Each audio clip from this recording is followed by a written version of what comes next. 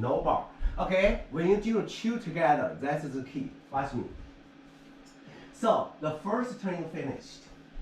Your landing is super important. You got to landing on the feet. Also the timing. Look at me. My leg down. The moment my leg down, my leg up. Do you see how fast I go when you do the second one? That connection is super important to finish the turn. Other cigar. I need other cigar. Look at my other cigar. It's here. I'm not doing like here. Do you see? Your hip move. This is not other cigar. That become to front. I need exactly other cigar. And then turn. Other cigar. I'm not turn my hip. Don't turn your hip. Okay, try one. So listen, I tell you, don't do front leg. That's a bad habit.